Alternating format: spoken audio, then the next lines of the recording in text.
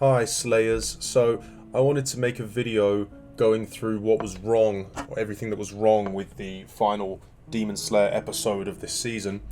Not because I didn't like it, I actually loved it. I thought this was, really fantastic quality and writing overall, but everyone's going to be saying all the good things, so I'll be that one guy who has the guts to say everything that was wrong with it and how it could have been improved. I've got 10 points here, 9 of them are very minor, and then there's one that I think is a much bigger point, which I'll say at the end. So, starting off, it wasn't made clear whether the smoke around Muzan's entrance was from Wisteria or not. Now, a lot of people have picked up on this. I've noticed some anime reactors kind of watching it and then reading comments and then saying, oh, is that what it was, and not really realising at first. Yes, it's good to be subtle and not overly obvious with these things, but this particular one was just a little bit unclear, especially since it first happened in the previous episode where we heard about the whole Wisteria thing, but because the Wisteria that we saw being put out was not particularly smoky, and in real life it doesn't completely smoke up an entire garden, it wasn't so obvious that this is what was going on. So was it smoke and mist just from the forest, or was it Wisteria? It should have been made a bit clearer. Number 2, Muzan should have showed a confused expression as the explosion began, making it immediately clear that it was not his doing. This is quite a big point. I think most people, at first, just thought this was Muzan's overwhelming power, and then when they saw the body, assumed at first that it was Ubuyashiki, and then when you see the body kind of regenerating, you get the idea that Muzan just kamikazed him, and it's only when he shows anger that you realised he's not the one who did it. This is a bit messy. There's no reason for that to be something that the viewer has to figure out, because in a way it feels like a letdown, because you think that the entire explosion was caused by Muzan and you're going, wow, look at his overwhelming power, and then you have to be told, oh no, you were wrong, it was just a bomb.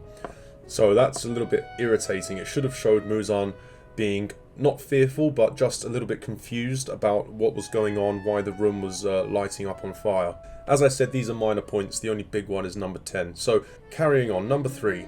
The Ubuyashiki children look like a flashback. It wasn't obvious that they were actually there until Muzan counted everyone in the vicinity. Not much else to say about this. Something to do with the VFX and the way the kids were just happily, mindlessly playing along. Just made it seem like this was a flashback that somehow Muzan was tapping into from an old life or something like that. Maybe if the kids had shown some curiosity, looked at Muzan when they were playing and then got freaked out and ran away, that could have made it more obvious, or just something along those lines. Number 4.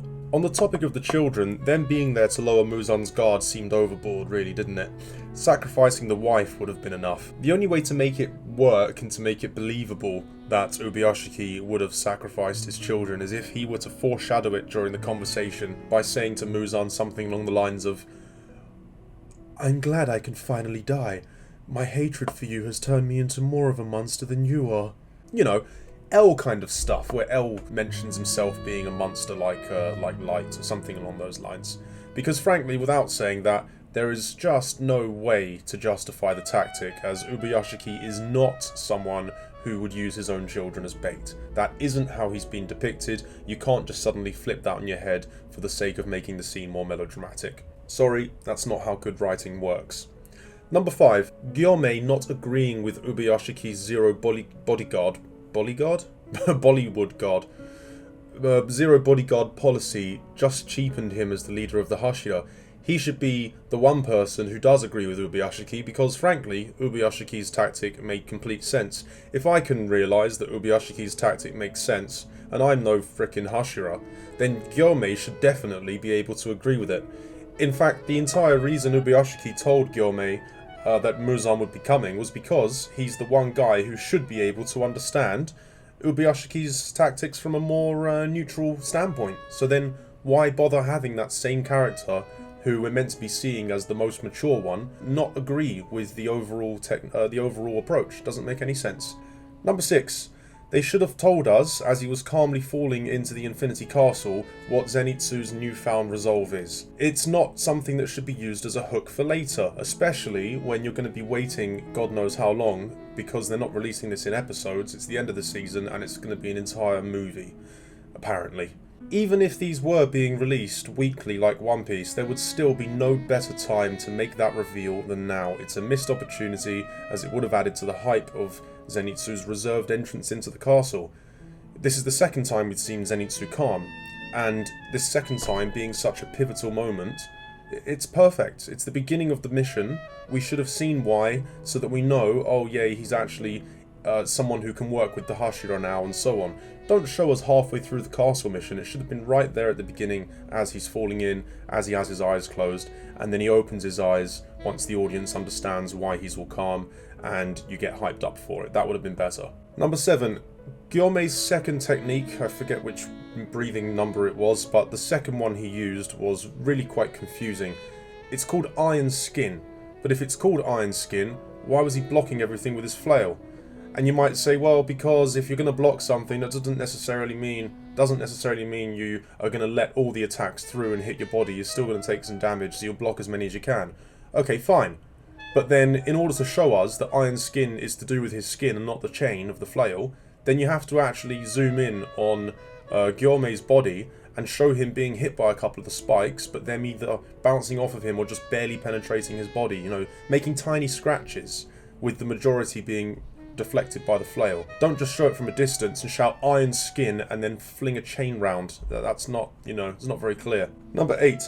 When approaching the mansion, why did not one of the Hashira have anything to say other than, please let me make it in time, let Ubuyashiki be alive? These guys are meant to be the most intelligent of the intelligent. It shouldn't be so predictable to know what's going through their heads, and that when one person thinks something, all the other 5, or if you exclude Gyome, then the other 4 are all thinking the same thing. That's not good enough. What's more, not one of them even mentioned the safety of their master's children. They were all just single-mindedly fixed on Ubuyashiki. That would make sense for the Wind Hashira and, I don't know, maybe the Snake one, although he seems a bit softer than he first comes across, so probably just the Wind Hashira, to be honest. And yet, none of them thought that way. Or rather, they all thought the same way. Number 9. The big reveal of the discussion between Ubuyashiki and Muzan was that Muzan himself is an Ubuyashiki. But this is completely expected, and so it's uninteresting on its own. You have to add something more in there that viewers wouldn't be able to guess. There should have been another twist to this in order to actually wow and intrigue the viewer. There was nothing else kind of revealed in that conversation. It needed something to be revealed, which is why they did put a reveal, but that reveal just wasn't anything new to viewers who try and predict what's going on. So, nope, should have put something, a bit more of a curveball in there. Okay, number 10, and this is the biggie, alright? This is the big one, the big problem I have with this episode. Having a clearly Buddhist Hashira, Gyome, look up to Ubuyashiki, and then having Ubuyashiki claim that nobody has forgiven Muzan is just downright stupid. Now, I know many of you may be thinking, but he's so unforgivable, it makes sense. Yeah, but it doesn't make sense from a Buddhist standpoint. You forgive everyone in Buddhism. And if Gyome can forgive everyone, then Ubuyashiki should be able to forgive everyone. Heck, Ubuyashiki could have said, no one's forgiven you except Gyome, or something like that. There just needed to be something that didn't make that line go completely against Buddhist principles. There's clearly a lot of emphasis on Buddhism in this episode. Gyome even says a Buddhist mantra as he attacks Muzan, so of course he'd have forgiveness in his heart. What would have been better is that Ubuyashiki had said something along the lines of, to allow everyone else peace of mind and to ease their burden of your cruelties, the Ubuyashiki family has long since made a point that the head of the family will shoulder the unbearable hatred that your victims would otherwise suffer towards you. You know?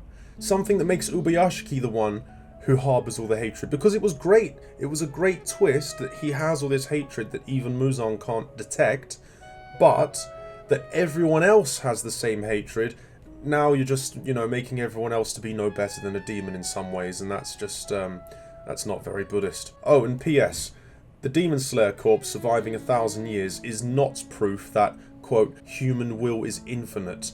That's just a philosophically dumb statement, and it would have been very awkward if Muzan had posited any rebuttal, because Ubuyashiki wouldn't have been able to back that up.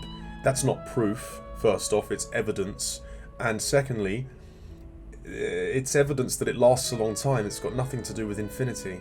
Aside from that, though, because I don't want, as I said, I don't want this to come across that I don't like Demon Slayer. I said at the beginning of this video that I do love it. So I'm gonna sandwich my critique with another good thing and say, you know, summarize a few nice points about the episode. First off, yeah, aside from all that, the idea that Ubuyashiki had this immense hatred, which I mentioned, that he hid so well even Muzan couldn't detect it, is a fantastically unexpected dynamic. That was brilliant. The explosion added a lot more than just about any other explosion I've seen in anime. In this particular case, because it's such a large-scale attack, and it's the first large-scale attack we've seen that wasn't a demon art or a breathing technique, so it really stood out as something unique and special. Muzan being surprisingly patient, and then Ubuyashiki thanking him was a very needed sentence. It wouldn't have made sense without it, so that sentence was very well spotted by the author as a hole that had to be plugged there. Overall, the conversation between the two of them was riveting and well-balanced. Now, among the hashira, some of them are cooler than others, but even the slightly lamer ones or the slightly more cliched ones was somehow more effective than usual once they'd all assembled together, as they contrast one another so well, so that was really good. And of course, the Infinity Castle, to top it all off, is, as always, just a pleasure to see. Especially that this time, having the crows trapped in there was symbolically fantastic, because what that was showing was Muzan's desire to wipe every trace of the Slayer corpse off the planet, which perfectly paralleled Ubuyashiki's earlier statement that killing Muzan would in turn eradicate every other demon. So that was very nicely done. Bonus critique number 11. I did say I'd sandwich it with good things, but this one is slightly tongue-in-cheek, although I do mean it. Bonus critique 11. It would have been absolutely hilarious if somehow, in some way, they'd made a subtle but clear reference to Michael Jackson's Thriller when Muzan first came through that gate. Really, this is the previous episode, but they could have done the reference in this episode. Because as Muzan entered through the gate, and there was, you know, the wisteria smoke everywhere, or the forest mist, whatever it was, this really closely paralleled Michael Jackson's Thriller video, which, you know, everyone knows the meme of Muzan looking like Michael Jackson, so they could have had something in there to make that clear. I don't know the Michael Jackson music video well enough to know what kind of references could have been used, but as an example, Ubuyashiki's wife could have described the atmosphere as thrilling or something like that. Anyway, just a little missed opportunity. I really like being the kind of the devil's advocate with anime and pointing out the wrong. Not because I just want to crap on everything, but rather I think in order to really enjoy anime or any kind of art, you have to be a critic. Because if you're not a critic, then you're just kind of mindlessly enjoying everything for what's on the surface level. Whereas if you can critique things really heavily and really ruthlessly, then when you see something that's practically perfect, you get a whole other sensation of wow when you see it, you know? Like, for the most part, things like Season 3.2 of Attack on Titan or Season 3 of Hunter x Hunter. You know, so many of these episodes are so perfect, there's nothing that could have been done better, and that just makes it so much more enjoyable than it would have been if you weren't generally critiquing other things, because then you can't see what makes these episodes better than the rest. Oh, and I should have said Vinland Saga. That thing is, yeah, there's not much to improve there. There are other brilliant works, mostly among manga, that don't get converted into anime. But anyway, I'm going to round this video off there. Thank you all for watching. Hope you enjoyed, and I will catch you in the next one, which I don't want to make promises that are too, you know, too out there, but I've been working on a script for a Naruto critique for a very long time, so we'll see if I can get that done soon. See you later.